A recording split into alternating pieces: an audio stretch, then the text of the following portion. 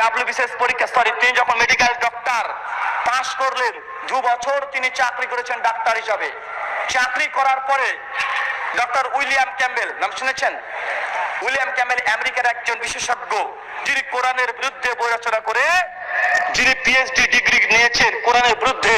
তার মাতৃভাষা হচ্ছে আরবি। তিনি খ্রিস্টান একজন মিশনারি। পবিত্র কোরআনের 22টা তিনি ভুল ধরেছেন। কয়টা ভাই? 22টা ভুল ধরেছেন, বই বিজ্ঞানসম্মত ভুল। এই ভুল ধরার পরে গোটা আন্তর্জাতিক মিডিয়ায় তারা খবর পৌঁছেছে যে মুসলিমদের কোরআনে ভুল আছে, বারবার প্রচার করেছে। দীর্ঘ 10 বছর ধরে এই উইলিয়াম ক্যাম্বেল যখন এত চ্যালেঞ্জ করে যে মুসলিমদের কোরআনে ভুল আছে, পৃথিবীর কোন আলেম ওলামা মুফাসসির তার একজনও তার এই চ্যালেঞ্জ খণ্ডন করার জন্য তার চ্যালেঞ্জকে গ্রহণ করে নাই। ডক্টর জাকির নায়েক যখন দেখছে ইসলামকে চ্যালেঞ্জ করছে, ডক্টর জাকির নায়েক তখন এই চ্যালেঞ্জের জবাব দেওয়ার জন্য সে পড়াশোনা শুরু করলো। তার মাকে গিয়ে বলছে, মা, পবিত্র কোরআনে ভুল ধরেছে একজন বিজ্ঞানী, আমি এই জবাবটা দিতে চাই, আমি কোরআন নিয়ে হাদিস নিয়ে এখন গবেষণা করতে চাই। তখন তার মার কাছে পারমিশন চাইছে। তার মা তখন বলছে, বাবা, তুই এমন একটা জিনিস চেয়েছিস, এর আমি না করতে পারবো না, তুই যেটা ভালো মনে করিস তুই সেটাই কর। তার মা এই কথা বলেছে। ডক্টর জাকির নায়েক 4 বছর তিনি গবেষণা করেছে। গবেষণা করার পরে উইলিয়াম ক্যাম্বেলকে আবার চ্যালেঞ্জ করে যে আপনি যে চ্যালেঞ্জ করেছেন এটা আমি অ্যাকসেপ্ট করলাম ইন্ডিয়া থেকে। ভাই, উইলিয়াম ক্যাম্বেলের বাড়ি কোথায়? আমেরিকায়। উইলিয়াম ক্যাম্বেলকে ডক্টর জাকির নায়েক ইমেল করে পাঠিয়েছে যে আমার দেশে আপনাকে আসতে হবে না, আমি আপনার দেশ আমেরিকা শিকাগো শহরে যাব। ডক্টর জাকির নায়েক নিজে 2001 সালে আমেরিকার শিকাগো শহরে চলে গেছেন উইলিয়াম ক্যাম্বেলের সঙ্গে বিতর্ক করতে। ভাই, উইলিয়াম ক্যাম্বেলের পরিচয় কি? তার মাতৃভাষা আরবি। চিন্তা করেছেন? কোরআনের বিরুদ্ধে বই লিখে পিএইচডি করেছে। তিনি একজন বিজ্ঞানী, কোরআনের সায়েন্টিফিক এরর ভুল ধরেছে কমপক্ষে 22টা। 8 বছর ধরে চ্যালেঞ্জ করেছে, কোন আলেম ওলামা পীর ফকিহ বা সাহেব তার এই জবাব দেয় নাই।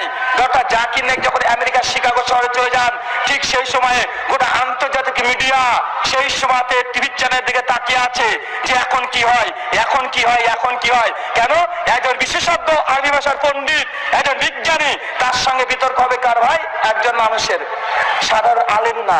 ডক্টর জাকির নায়েক আলেম না, সাধারণ জেনারেল শিক্ষিত একজন ডাক্তারের বিতর্ক। যখন উইলিয়াম ক্যাম্বেলের সঙ্গে বিতর্ক শুরু হয়, প্রায় 4 ঘন্টার অধিক বিতর্ক সময় উইলিয়াম ক্যাম্বেল প্রথম 40 মিনিট এসে বক্তৃতা দিচ্ছেন, কোরআনের আরবি ইবারত পড়ছেন, গ্রামার দিচ্ছেন, দেওয়ার পরে কোরআন থেকে 22টা ভুল বের করে দিয়েছেন।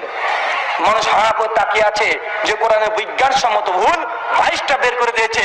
ডক্টর জাকির নায়েক যখন সেকেন্ড টার্ম তিনি যখন বক্তৃতা দেওয়ার জন্য উঠেছেন, তিনি হাসতে হাসতে আসছেন। আশ্চর্য, হাসতে হাসতে উঠছেন। বক্তৃতা হামসানোর পরে সে উইলিয়াম ক্যাম্বেলের প্রশংসা করছে যে উইলিয়াম ক্যাম্বেল যে কোরআন পড়েছে এর জন্য তাকে প্রথমে ধন্যবাদ জানাই। ভাই, চিন্তা করেছেন কি কনফিডেন্স? তারপর মাত্র 30 মিনিটে উইলিয়াম ক্যাম্বেল যত কোরআনের ভুল ধরেছিল, ডক্টর জাকির নায়েক নিমেষেই তার সম্পূর্ণ উত্তর দাঁত ভাঙা জবাব দিয়েছেন ওখানেই।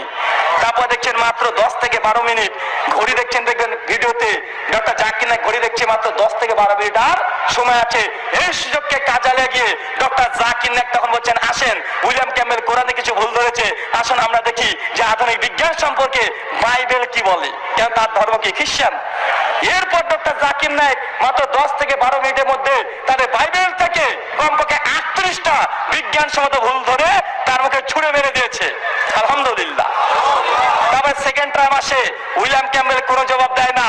ডক্টর জাকির নায়েক আবার পাল্টা প্রশ্ন করে, কিছু হয় না। প্রশ্ন হচ্ছে, একজন শ্রোতা উইলিয়াম ক্যাম্বেলকে বলছে যে উইলিয়াম ক্যাম্বেল, আপনি কোরআনের 20টা বৈজ্ঞানিক ভুল ধরেছিলেন, 22টা। ডক্টর জাকির নায়েক সবগুলা জবাব দিয়েছে, কিন্তু ডক্টর জাকির নায়েক তিনি যে বাইবেলে 38টা ভুল ধরেছে, আপনি এটা জবাব দিচ্ছেন না কেন? যখন এই প্রশ্ন করছে উইলিয়াম ক্যাম্বেল বাধ্য, সে বলছে যে ডক্টর নায়েক যেই অভিযোগগুলো তুলেছে আমার কাছে এই মুহূর্তে কোনো উত্তর নাই। ভাই, ডক্টর জাকির নায়েক কিন্তু এই ডক্টর জাকির নায়েককে বাংলাদেশে কিছু কিছু আলেম বলে কি যে তিনি ইহুদি খ্রিস্টানের দালাল। বলে কি বলে না? চিন্তা করে রাখেন যে ডক্টর জাকির নায়েক একটা ইহুদি খ্রিস্টানের সঙ্গে বিতর্ক করে লাজবাব করে দিচ্ছে। এই ডক্টর জাকির নায়েককে এক শ্রেণীর হুজুররা, দাড়ি টুপি পরা একজন মাওলানা, সেই বলছে ইহুদি খ্রিস্টানের দালাল। কারণ কি? কারণ কিছুই নাই, ডক্টর জাকির নায়েক এদের যে ধর্ম ব্যবসা এটাতে আগুন জ্বালিয়ে দিয়েছে।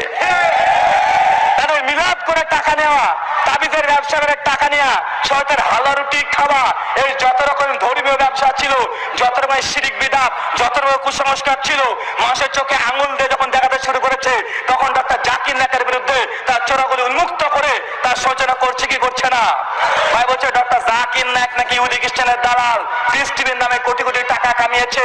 ভাই আমাদের ভারতবর্ষের নরেন্দ্র মোদী সরকারকে চেনেন নাই? মাত্র এক সপ্তাহ আগে মালয়েশিয়াতে তিনি দূত পাঠিয়েছেন, ইন্ডিয়ান দূত পাঠিয়েছেন মালয়েশিয়াতে।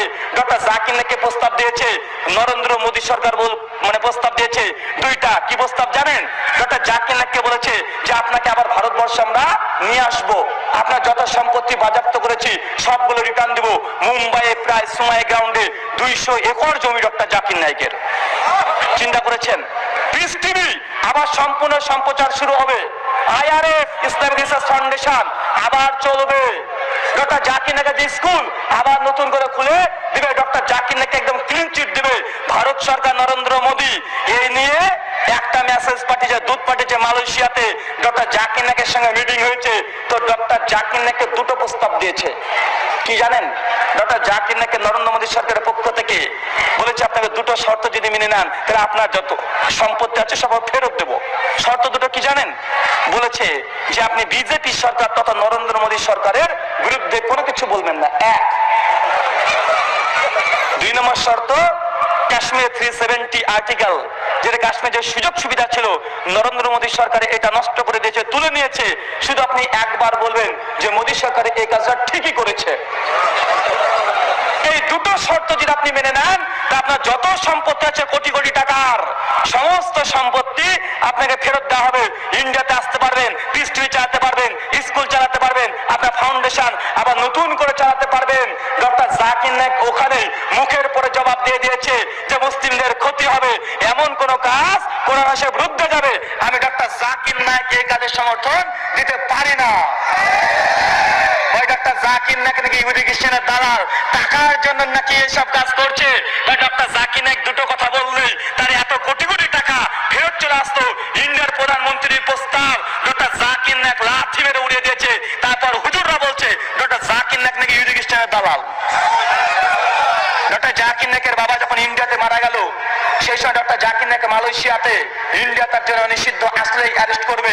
ডক্টর জাকির নায়েকের বাবা মৃত্যুবরণ করেছিল ইন্ডিয়াতে, এক পলক তার বাপকে শেষ মরা মুখটা দেখতে পারে নাই। কেন?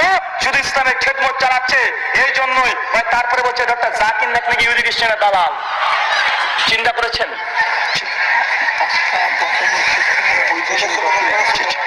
তারপরে দেখেন এক শ্রেণীর মানুষরা, মূলত এদের মূল কারণ হচ্ছে এটাই যে তারা ধর্মের নামে যে ব্যবসা করছিল ডক্টর জাকির নায়েক তার উৎখাত করে দিয়েছে। এই জন্য তাদের হাতে ঘা লেগেছে, ব্যবসায় ঘা পড়েছে। ভাই এই জন্য সমালোচনা করছে কি করছে না? করছে। আর এক শ্রেণীর ওলেমা আছে, তাদের তো মূল উদ্দেশ্য যে বক্তৃতা মানে পিস টিভির বিরুদ্ধে বলো, বক্তৃতা মানে ডক্টর জাকির নায়েকের বিরুদ্ধে বলো, বা আছে না নাই? আছে। তারা যদি একটু গবেষণা করতো, একটু যদি তারা এই বিষয়গুলোকে নিয়ে চিন্তা করতো, বা ডক্টর জাকির নায়েকের বিরুদ্ধে তারা কোনো কথাই বলতো না।